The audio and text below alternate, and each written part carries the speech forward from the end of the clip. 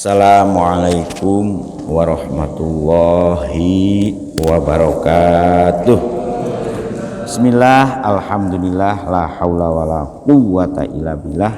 Asyhadu alla ilaha illallah wahdahu la syarikalah wa asyhadu anna sayyidana Muhammadan abduhu wa rasuluhu la nabiyya ba'dah.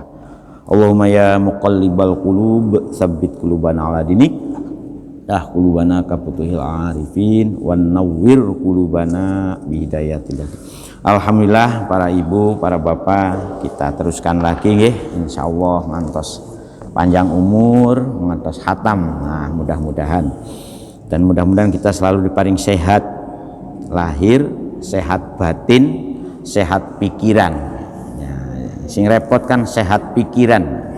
Ini kalau sehat fisik, nah itu ya, obatnya kata. Kalau sudah masuk sehat pikiran, kalau sehat batin, obatnya ini ku angel.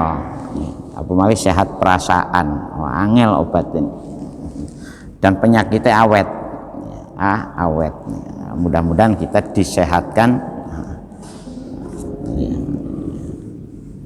Alhamdulillah, kita teruskan malih nggih. Ini ayat yang berhubungan dengan masih menjelaskan watak watuk wahing karaktere tiang-tiang Yahudi dan tiang-tiang Nasrani. Nah, ketika awal-awal Rasulullah menjalankan syariat Islam, ya ada anggapan Rasulullah gak jelas, gak punya arah kiblat yang jelas. Makanya di ini dicela, dicacat.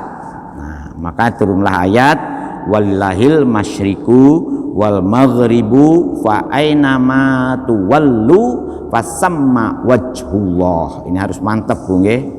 Jadi panjenengan ini kalau mirsani ayat niki ya panjenengan boten wonten sedetik pun tanpa sepengetahuan Allah Subhanahu wa taala, dan bersembunyi di mana saja kita terpantau oleh Allah Subhanahu wa taala. Walillahi lan iku tetep marang Gusti Allah apa al masyriku arah wetan wal maghribu lan arah kulon ae ardu kuluha sakjane seluruh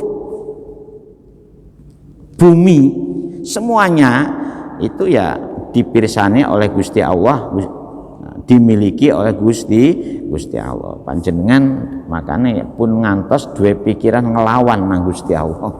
Teng pundi mawon niku milik Gusti Allah. Fa aina matuwalu nang endi wae awakmu kabeh madhep. Nah, berpaling madhep, menghadap nggih. Menghadapkan apa? Wujuhaku, menghadapkan arahmu kabeh, wajah-wajahmu kabeh fis sholati ing dalam salat bi amrihi kalan perintah Gusti Allah. Fasamma maka di sana wajhullah utawi wajahe Gusti Allah. Nah, kalau di bahasa artikan harfiahnya wajah, gak boleh. Nah, ayat-ayat kados ngeten niki disebut dengan ayat-ayat mutasyabihat, ya. Ayat-ayat Al-Qur'an yang menjelaskan koyo-koyoe Gusti Allah niku duwe wajah, duwe tangan, duwe panggonan, kursiuhus sama seolah-olah padahal Gusti Allah itu ya laisa kamislihi syai'un. Niku harus mantep, Gusti Allah itu laisa kamislihi syai'un, tidak ada spesies makhluk apapun menyerupai Gusti Allah.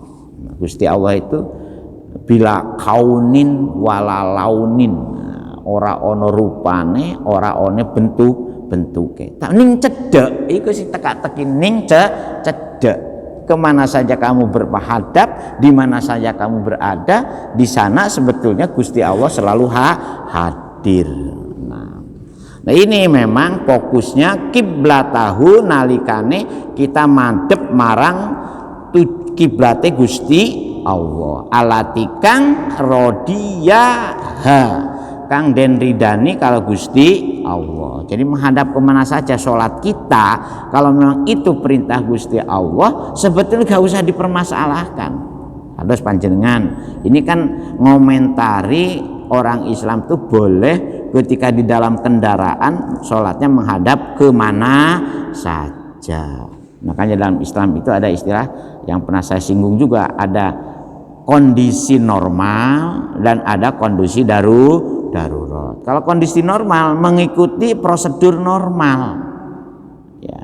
Tetapi kalau kondisinya darurat yang mengikuti prosedur darurat. Darurat itu ukurannya nopo? Hibdul dini, hibdun hibduddin. Pertama ngerekso agomo. Ya. Yang kedua hibdun nafas, ngerekso ruh, ngerekso jiwa, bukan raga, jiwa. Sebab unsur yang menghidupkan rogo itu namanya ruh. Ya, yang menghidupkan jasad kita teruh. Kalau buat teman-teman ruwe, manusia niku masuk alam kubur. Hakikate kubur sajane gak usah mikir dikubur di mana, ditempatkan di mana, di Kebon Sari, di Keputih, opo di Makla, opo di Baki umumnya. Kalau hakikat kubur itu sajane, ya itu kan itu. Makanya kalau panjenengan meninggal dunia, orang yang beriman gak ono sing ngubur pun boten napa-napa, digletakno umpama pas apa sakingnya. Makanya ngubur orang itu bukan kewajiban orang mati, kewajiban yang hidup nggih. Kalaupun pecah pun ngantos jenengan gak ada pikiran ngandi ngangge sabune luk. Kalau tiang pecah niku kewajibane ngadusi niku tiang urip nggih. Tiang pecah pun mikir sabune sabun Lifboy, sabun mau pecah mikir sabun Lifboy. Babah ono sing ngadusi, babah ono sing ngubur, babah ono sing ngapani, askan mati dalam keadaan iman. Wala tamutunna illa wa antum muslimun. Insyaallah mati selamat ngoten ukuran. Mboten percados, monggo panjenengan disii. Kula tak susul mangke. Kalau mboten percados. Nah, sekarang orang sudah mati itu kira-kira nang endi? Apakah Gusti Allah sudah menciptakan habitat baru untuk alam arwah di luar atmosfer bumi? Nah, ini ada perdebatan. Nah, itu makanya Ibnu Qayyim al-Jauziyah mengarang kitab namanya Ar-Ruh, kitab buruh. Kira-kira ruh manusia sing wis mati ku nang endi? Nah, artinya mati di sini kan berpisahnya jasad dengan ruh. Nah, itu nanti. Nah, Inna wa satune Gusti Allah iku wasi'un dan kang moho luas. Ayasa'u fadluhu. Yasa'u tegese jembar apa fadluhu kautamaatipun Gusti Allah. Marang nopo Gusti Allah bisa seluas itu menguasainya? Kula syai'in ing saban suwiji wiji alimun tur maha pirsa. Nggih. Pirsa itu bahasa halus Bu nggih. Daripada weru. Alimun maha alimun kan dalam bahasa nahwunya itu kata sigot mubalaghah. Sungguh Gusti Allah ini tuh maha pirsa. Pirsa dengan apa? Bitadbiri khalqihi. Kalawan ngatur makhluknya Gusti Allah. Panjenengan pun ngantos merasa tidak diatur dan tidak dimiliki. Iman yang paling rusak itu manakala panjenengan merasa tidak diatur dan tidak dimiliki, seolah-olah uripe karepe dewe. Bahkan kalau bisa Gusti Allah yang diatur oleh kita. Nggih. Jangan dibalik Bu nggih. Gusti Allah tuh ngatur bitadbiri khalqihi. Nah, singkat saniki manusa ini kepingin Gusti Allah sing diatur karo manusa. Singkatah. Contoh ini ngapunten Bu. Makanya berdoa itu pun ngantos niat dikte Gusti Allah. Tapi niatilah ud'uni astajib lakum. Wa idza sa'alaka ibadi anni fa ini qaribun jalu sira nang aku. Jadi berdoa itu dalam rangka nindakake dawe jalu sira nang aku. Astajib moko yakinlah astajib aku arep bakal nyembadani laku marang awakmu kabeh. Insyaallah nanti ayat itu kepetuk mangke nggih. Nah, ingat. Nah, panjenengan garis bawahi niki innallaha wasi. Makanya panjenengan pun ngantos merasa sempit, merasa serupek, merasa sumpek. Nah, makanya karena Gusti Allah mawa wasi'a. Makanya kadang-kadang wonten sing ahli hikmah ini kalau panjenengan sumpek ya maos-maon ya wasi'u ya wasi'u ya wasi'. Wahidat moho luas, wahidat kang moho luas. Kalau sumpek pikiran sumpek. Nah, pemane bayarane ente gawe cicilan karena ya kan usahane bangkrut gara-gara pandemi, nggih bingung. Nah, bojone jaluk cerai pisan. Wes komplit anake kena narkoba, dablag komplit. Kalau sudah dihadapkan seperti itu ya pasrah. Duh Gusti rumangsa kula niki kathah dosaku kathah. Nah itu. Tetapi pun ngantos dalam kondisi seperti itu saja iling nang Gusti Allah. Wa idaan amna alal insani wa na'a bijanibi. Tatkala awakmu bojone ayu, si iso make upan, si kenceng-kenceng, rezekine turah-turah, anake mapan-mapan, lali nang pangeran. Nggih, lali. Wa idza masaru syaru kana ya usa tatkala bojone jaluk cerai, usahane bangkrut, anake kena narkoba, anake komplit umahe wis disita karo bank pisan, mobile dijaluk malih kalau napa karo sing janes dealer Bu. Ya kalau dealer sing paling repot itu kan leasingnya kare apa sing debt collectore ya itu waduh wis gimana ini kan orang yang beriman masih diberi ruang jalu oneng pangeran.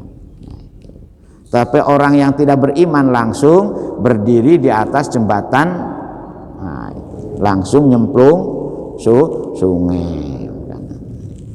Kata kan ngoten.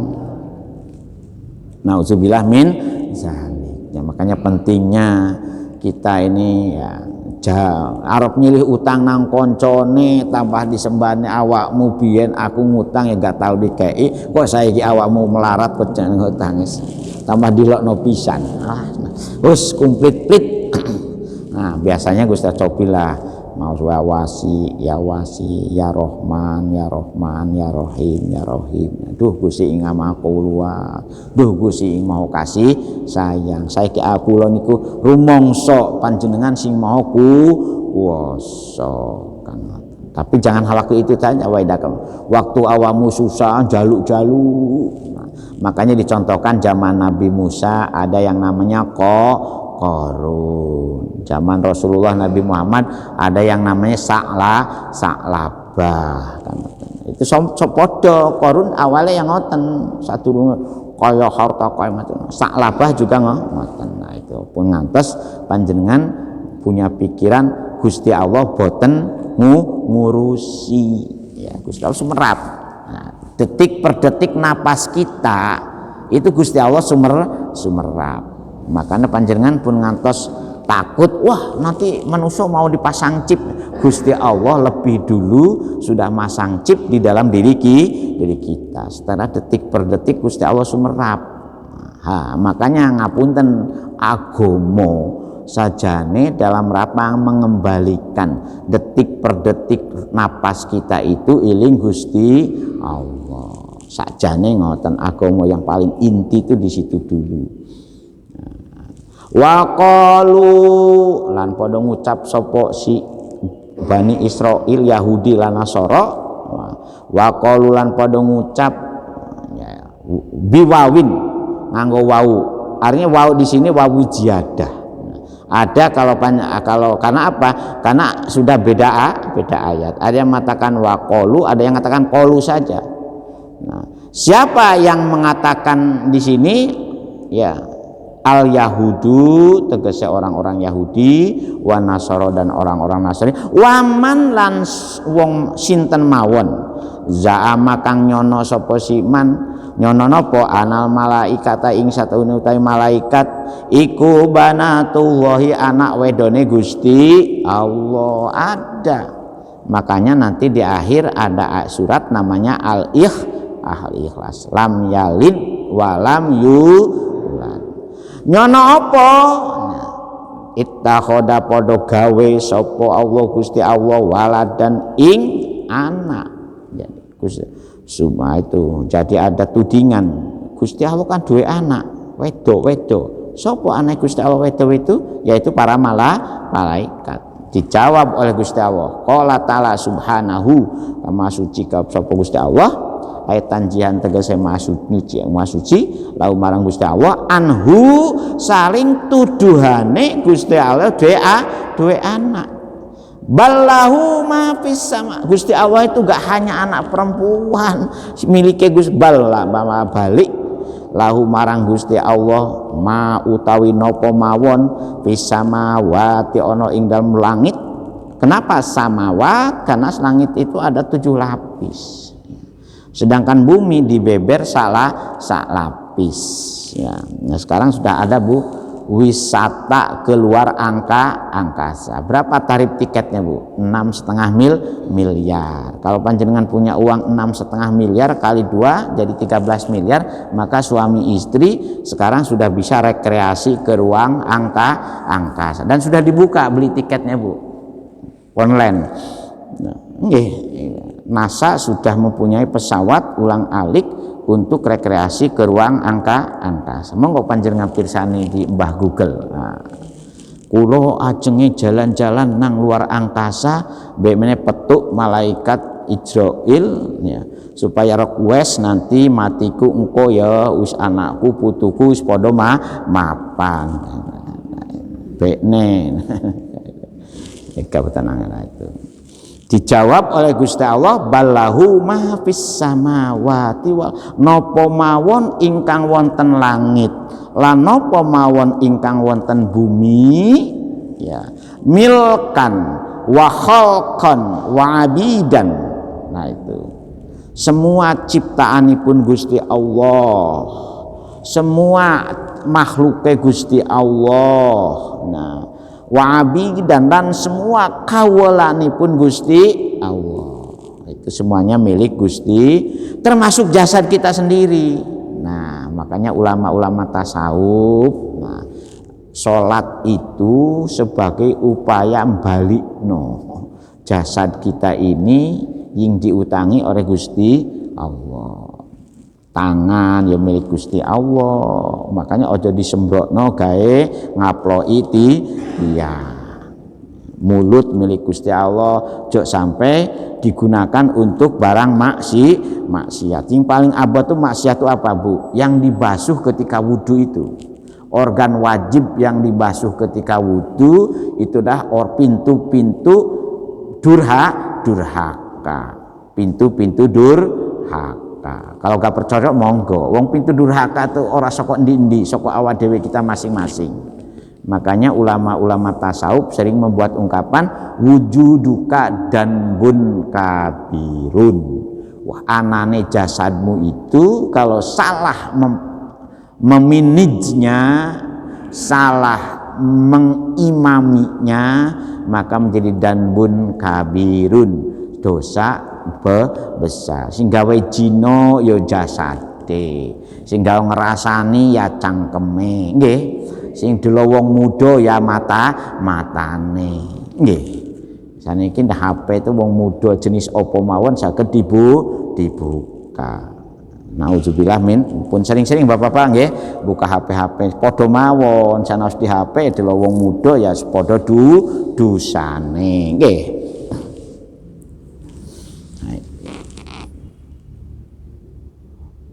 Jadi semuanya dipirsani Gusti Allah, hatta di mana saja, sekecil apapun makhluk Gusti Allah, termasuk virus niki, virus model napa mawon, virus, jamur, bakteri, semuanya juga milik Gusti Allah. Insya Allah jamaah kita ini mudah-mudahan kepasrahan marang Gusti Allahnya sing saestu nggih. Jadi boten iku Gusti Allah niku boten duwe anak, tetapi justru yang memiliki kulun lahu qanitun. Kulun utawi saban-saban suwiji-wiji mapis samawati wal ard. Nah itu qanitun itu ngabekti jasa sakjane semua makhluk Gusti Allah itu hakikat dasarnya itu ngabekti taat sakjane, cuman Gusti Allah memberi izin kepada iblis dan syaitan untuk menggoda. Jadi dalam diri kita itu channelnya Gusti Allah, chipnya Gusti Allah ada, chipnya iblis dan setan juga ada. Berbeda kalau malaikat tuh yang ada hanya chipnya Gusti Allah. Makanya sering ada doa khusus ya. Malaikat itu sifatullah saja nih, malaikat itu gambarannya dari sifat-sifat Allah Subhanahu wa la ya'lamu junuda ilahu ya. Jumlahnya para malaikat itu ewon. Nah, kita dituntut iman itu bukan menghitung dan menghafalkan namanya, Ijroin nyakmut nyawa, Mikail sing bagi-bagi rizki, Ridwan jogo surga umumnya, Malik jogo neraka, bukan itu. Belajar iman ke malaikat itu justru belajar layak sunawaha wa yuf'aluna ma tu'marun, belajar sifatnya malaikat itu yang tidak pernah bermaksiat kepada Gusti Allah dan selalu melaksanakan perintah Gusti Allah. Nah itu saja nih iman ke malaikat itu belajar ngilangno perbuatan-perbuatan yang dilarang dan mengamalno perbuatan-perbuatan yang diperintah, selalu taat malaikat. Pada hakikat semua makhluk manusia itu punya dasar seperti itu. Nah, dasar ketaatan pada diri manusia untuk jadi muti'nya itu, menjadi qanitunnya itu berada di dalam nuraninya. Nah itu. Nah, sedangkan jasmaninya itu merupakan chipnya iblis. Jasmaninya wujudnya nafsu. Nafsu itu jelek-jelek jiwa raga. Makanya kalau panjenengan mirsani angen-angen, oh iya ya ono pengajak yang pernah sampaikan ada Ba'isuddin, ada Ba'isul Hawa. Ba'isuddin connect dengan Gusti Allah, insya Allah kita menjadi orang yang taat. Tetapi Ba'isul Hawa connectnya karo iblis, karo setan, jadi tadi baru sadar kalau sudah apa? Sudah yaitu tadi sudah akeh utange, sudah bojone jaluk cerai. Nah itu baru kroso ngumbar nafsu itu akibatnya inan nafsa la amaratun bisu. Sajane manusia itu kalau mangane ngikuti karepe Gusti Allah, rezekine nerimo karepe Gusti Allah, enak sajane. Enak. Sing gak enak itu ketika kita ini delok tanggane mobilnya sudah apik. Wah, itu mulai penyakit iblisnya konek. Nah, sehingga apa? Gunung Lawu didatangi, Laut Kidul didatangi, macam-macam. Saking apa nih? Saking kerentege nafsu lawamahnya, nafsu amaratusuknya tidak mau dikendalikan. Jadi pada dasarnya semua makhluk Gusti Allah itu punya watak muti'una, punya watak taat marang Gusti Allah pada dasarnya.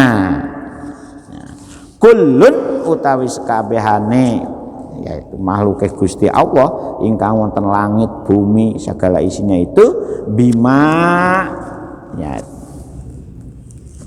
Nah, ini apa namanya, ayat ini sajane untuk memberikan semacam dawuh ya, pepeling semacam kalau bahasa anak sekarang itu semacam literasi. Wah, gaya ini kan ngoten nggih, sebagai literasi kepada siapa? Al-aqilu, kepada orang-orang yang duwe akal.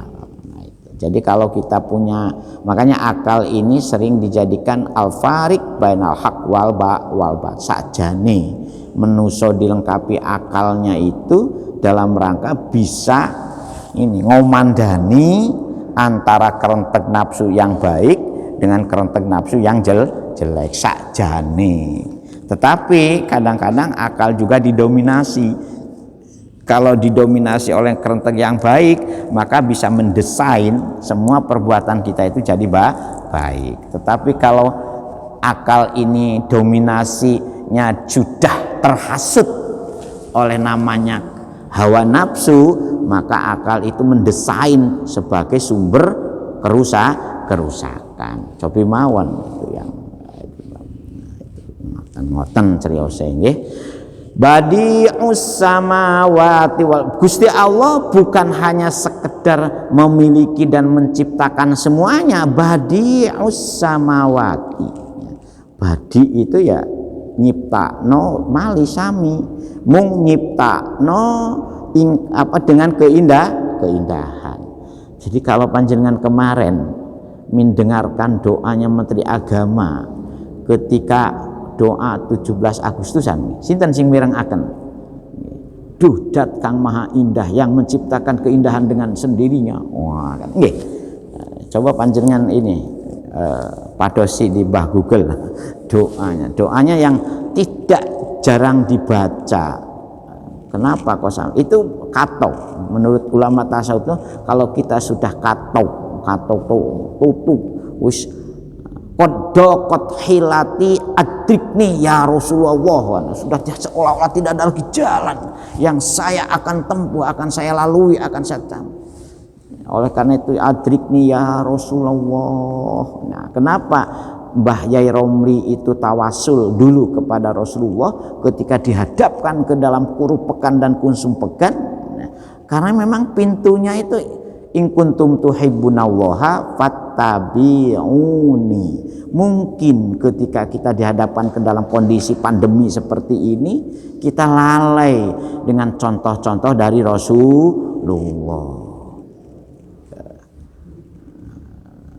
Sampai kan ada ini, ada apa namanya, ada pernah lihat nggak dengan drama kolosalnya ketika kemerdekaan tahun yang berapa? Tahun yang lalu apa? Di mana Jenderal Sudirman dikepung oleh musuh itu kan. Tahu-tahu Jenderal Sudirman ngajak kepada bala tentaranya untuk bersarung dan langsung berdikir la ilaha illallah. Nggih. Nah, itu pernah lihat nggak? Ketika ditanya, wahai sang kiai, wah, ketika beliau jenderal dipanggil sang kiai, napa yai panjenengan kok saged? Ya aku duwe 3 pusaka. Siji dawamul wudu. Nggih. Jadi orang yang dawamul wudu ya, termasuk Jenderal Sudirman. Yang kedua, dia punya pusaka as-sholatu fi awali waktiha. Saya selalu melaksanakan sholat 5 waktu itu di awal waktu. Sehingga sakti mondroguno kan. Yang ketiga dia sholat malam. Ketika ditanya, akhirnya Belanda yang ngepung macam-macam, Inggris yang ngepung, akhirnya buyar kalah. Padahal sudah dikepung musuh. Itu memang ada, artinya kita sudah dibuktikan oleh Gusti Allah. Kalau kita pasrah penuh nang Gusti Allah itu, Gusti Allah selalu memberi inna ma'al usri yusra. Ketika kita dihadapkan ke dalam kesulitan itu, masih ada yusra, masih banyak jalan yang angka kita tempuh. Badi'us samawat. Jadi Gusti Allah menciptakan bumi ini dengan keindahan dunia doa. Mujiduhuma la'ala misalin sabako. Tidak ada satu jenis makhluk pun sebetulnya yang menyerupui itunya itu. Coba bayangkan sekarang ini dengan buah yang jenis yang sama menjadi varian yang berbeda. Kullu syai'in. Jadi setiap spesies makhluk itu mempunyai karakter sendiri. Makanya jangan pun bangga dulu keluar dari satu lubang, ibunya sama, bapaknya sama, kalau lebih dari satu karakternya bedo-bedo. Itu dari ibu yang sama dan bapak yang sama saja, apalagi ditebarkan dengan jernih. Nah, itu hebatnya Gusti Allah di sini ketika beliau menciptakan semua makhluknya. Badi'us samawati wal ardh. Jadi wujudnya segala sesuatu makhluk Gusti Allah itu satu dengan yang lainnya, tidak ada padanane, tidak ada penyerupaannya. Nah sekarang bagaimana ada cloning? Teori cloning itu teori menduplikasi makhluk Gusti Allah. Memang betul bisa. Jadi DNA-nya dari semua jenis tumbuh-tumbuhan atau manusia itu bisa dikloning. Nah, itu. Jadi waida kodo amron. Nah ini waida kodolan tatkala ning bahasa yang paling enak itu yang sudah diputuskan Gusti Allah terhadap sesuatu. Fa inama yakulahu kun fayakun. Gusti Allah itu gak perlu mendesain sing aneh-aneh, merancang sing aneh-aneh, cukup dengan mengatakan kun. Nah, fayakun. Moko jadilah. Kalau panjenengan mendengarkan ruqyahnya siapa? Ustadz Danu di MNTP, Bu nggih. Ya, mesti doanya kun fayakun.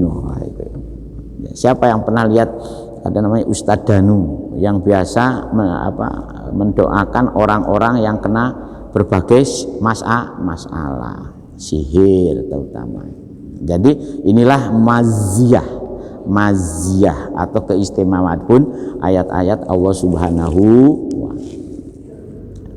wa ta'ala. Jadi tatkala Gusti Allah menghendaki, qadha itu bermakna aroda, menghendaki amron, segala sesuatu yang akan diciptakan oleh Gusti Allah. Makanya kan ada hadis kuntu kanzan makhfiyan fahbabtu an urifa fa khalaqtul khalqa fa'rifuni. Kan itu kuntu kanzan makhfiyan, tatkala aku berada dalam kesendirian. Jadi ahadiyat. Jadi dalam teori tasawuf itu ada namanya 7 taraf penciptaan makhluk Gusti Allah. Ketika kuntu kanzan makhfiyan, ketika saya menyendiri berada di dalam sebuah kanzan, sebuah tempat yang tersembunyi kan. Fa khalaqtul khalqa, kemudian saya menciptakan makhluk saya. Nah itu faya'rifuni, maka makhluk-makhluk itu tujuan utamanya itu adalah bagaimana kenal lagi dengan penciptanya. Makanya Imam Qushairi ketika menafsiri ayat wa ma khalaqtul jinna wal insa illa liya'budun. Tatkala aku menciptakan jin manusia itu sajane tujuannya itu untuk liya'budun. Liya'budun itu apa? Liya'rifuni, ben ngerti maneh marang aku sing menciptakan. Karena Gusti Allah seperti itu. Nah caranya kados nopo?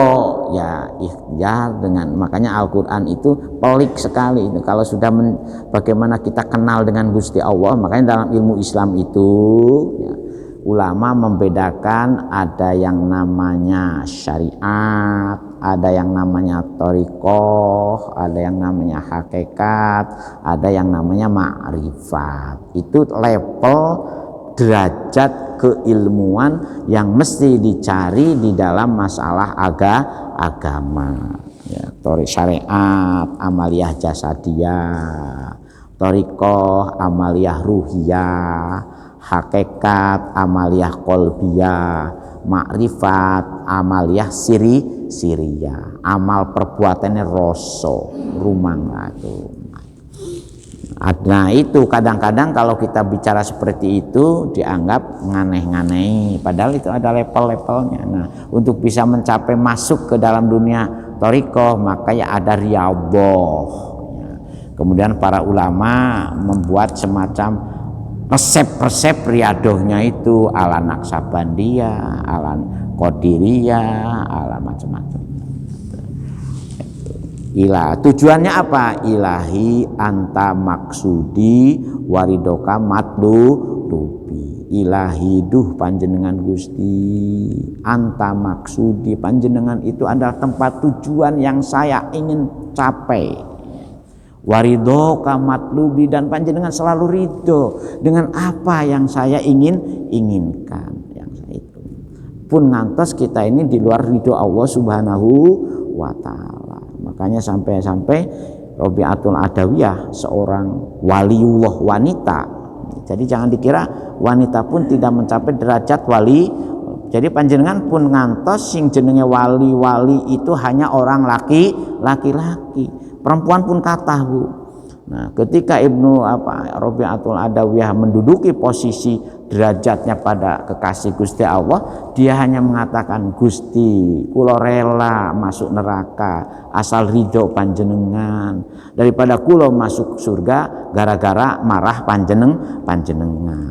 Nah, makanya muncullah ungkapan ilahi anta maksudi waridoka matlubi. Nah, biasanya teman-teman yang sudah masuk ke dalam jamaah thariqah, ungkapan itu diwaos menjelang sholat, apapun yang dia kerjakan selalu diawali dengan ilahi anta maksudi waridoka matlubi. Nah itu ngoten ceriosenya itu nggih.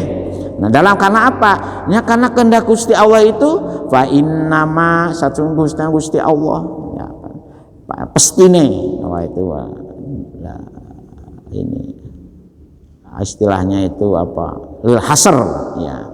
Yaqulu ngendika sapa Gusti Allah lahu maring amron, ketika Gusti Allah berkehendak menciptakan sesuatu yaitu kun jadi sira amron fayakunu moko jadi. Jadi mudah-mudahan Gusti Allah merubah kondisi pandemi ini awet, yuk awet. Tapi Gusti Allah berkehendak pandemi ini berhenti, ya berhenti. Makanya ini monggo mestinya dalam kondisi seperti ini ya, jamaah masjid sungguh-sungguh, di rumah-rumah banyak istighfar. Jadi negara itu di samping menganjurkan 5M, mestinya menganjurkan istighfar yang banyak. Jabatan ojo sampai dijual. Sekarang bikin rusak itu kan kadang-kadang, makanya pakai bisnis kan akhirnya pandemi. Jadi di balik pandemi juga ada bisnisnya, bisnis masker, bisnis ini itu harga PCR saja sampai ratusan ribu ya kan. Sekarang katanya presiden menarget maksimal 550.000. Hanya ingin tahu bagaimana kondisi kita ini, ono viruse apa ora ono viruse. Tapi kalau diserah nang Gusti Allah itu jadi murah, Bu. Astagfirullahaladzim. Barang siapa yang banyak istighfar, ja'alallahu lahu makhroja, maka orang itu akan selalu dicarikan jalan keluar penyelesaian. Ini yang membuat awet penyakit di dunia ini satu kelakuan manusia. Jabatan menjadi didesain jadi bisnis karena banyak jabatan tuku. Ini yang paling benci saya, ini kan banyak jabatan tuku, pengen jadi ini tuku, pengen jadi bupati ente sekian miliar, pengen jadi gubernur, kan rusak akhirnya itu. Coba kalau mengikuti perintah Rasulullah, la tas'alil imarah, jangan minta-minta kamu ingin melaksanakan amanah. Di kita enggak, tuku. Bayangkan ingin melaksanakan amanah orang banyak itu justru tuku, padahal amanat itu berat tanggung jawabnya. Ini yang membuat awetnya pandemi itu, yaitu sebetulnya bukan masalah PPKM, bukan masalah itunya. Yang bikin awet itu karena banyak dosa-dosa tuku jabatan yang paling berat. Karena apa? Ar-rosi wal murtasi finnar. Orang yang menyuap dan orang yang disuap itu sama-sama akan masuk neraka. Coba dalam Al-Quran itu orang zina, ada itunya, ada apa? Ada penawarnya, lewat apa? Dirajam. Orang mencuri masih ada tawarnya apa? Dipotong tangan, ya kan?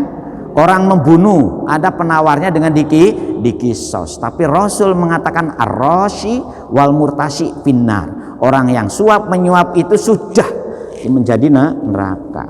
Enggak ada penawarnya itu.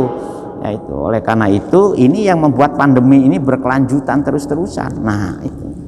Coba kalau nggak percaya, ayo nanti sidang di akhirat nanti. Nah, itu kan itu masalahnya. Oleh karena itu model apapun kalau tidak dikembalikan lagi kepada kekuasaan Gusti Allah, yaitu sebab Gusti Allah itu kun fayakun ini. Fahuwa mangko utawi si amron iku yakuno ono. Nah itu wa qala alladziina la ya'lamuna, ini yang menyebabkan kenapa saya berani mengatakan itu ya karena ada ayat ini wa qala alladziina la ya'lamuna yukallimuna Allah. Jadi ini kenapa mengatakan berani, karena awet ini. Kalau semuanya dibayangkan bansos saja sampai dipotongi, bayangkan itu kan orang sudah pandemi macam-macam, kenapa terjadi seperti itu. Nah inilah yang membuat awetnya pandemi itu sebajane ini kutukan, sudah pada taraf kutukan kalau menurut saya loh ya. Oleh karena itu usaha apapun kalau tidak tobat bersama, tidak disandarkan kepada kehendak Gusti Allah, tidak dikembalikan kepada wa inna ilaihi rajiun, ya akan selalapakan. Ngoten serius kalau mau jujur, cuman jujur kan kacang hijau sekarang. Kenapa saya berani membuat komentar seperti itu? Karena ada ayat ini wa qalal ladina la ya'lamuna, insyaallah kita teruskan besok. Monggo kalau ada yang mau usul. Ya, monggo Pak. Nyantai mawon nih. Tasu'a insyaallah pada puasa nggih. Amin. Nah gitu puasa. Asyura juga puasa. Monggo Pak, no Pak.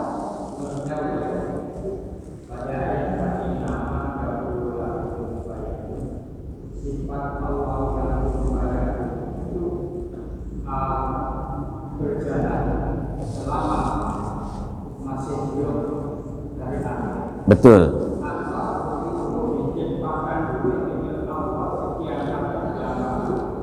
Sehingga nantinya akan dimunculkan pada saat akan datang.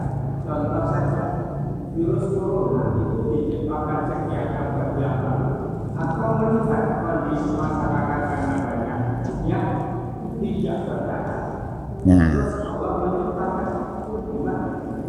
Bagus. Nah ini pertanyaan yang hebat ini. Apakah Gusti Allah itu sudah menciptakan semuanya dulu di Lauh Mahfudz sana? Kan itu kan? Nah, ataukah Gusti Allah itu sustainable, berkelanjutan, penciptaannya itu berkelanjutan.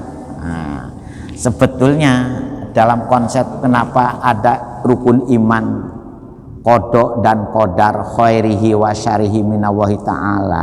Jadi semua apapun yang sudah ada di muka bumi sekarang ini itu sudah menjadi skenarionya Allah Subhanahu wa Ta'ala. Jadi di sanahnya itu sudah ada. Jadi makanya nah itu satu. Jadi Gusti Allah itu selesai saja nih ketika beliau mengatakan lahu ma fis samawati wa ma fil ardi, selesai sebetulnya kerjanya Gusti Allah itu. Makanya Al-Quran ini ketika sempurna diturunkan, maka semua makhluk pun baik yang sudah, sedang maupun yang akan datang itu semuanya sudah selesai. Jadi yang ada itu tinggal pengulangan. Watil kal ayamu nudawwiluha bainanas. Yang ada tinggal pengulangan. Apa yang sudah didesain. Jadi skenario, sutradara dan alur ceritanya itu sudah selesai. Makanya kan hanya bedanya itu ada 3 makhluk Gusti Allah yang sudah diberi semacam pirso, diberi satu siapa? Malaikat tuh tahu apa yang akan terjadi. Yang kedua para rasul. Nah, para rasul tuh tahu Pak. Ya, makanya kan ada asratus sa'ah. Ada Rasul pernah membuat pernyataan-pernyataan sebagai tanda-tanda kiamat. Ya, di Sahih Bukhari itu babnya namanya Asratu Sya'ah. Ya nanti kapan-kapan kita juga ngaji lah. Sesuatu yang akan terjadi itu sayati ala nasi zamanun layu balir almaru dan macam-macam itu ada semakin kenapa taun macam-macam itu sudah final. Nah tetapi itu tadi yang ketiga yang tahu itu iblis pun nginceng apa yang ada di Lauh Mahfuz. Makanya Pak,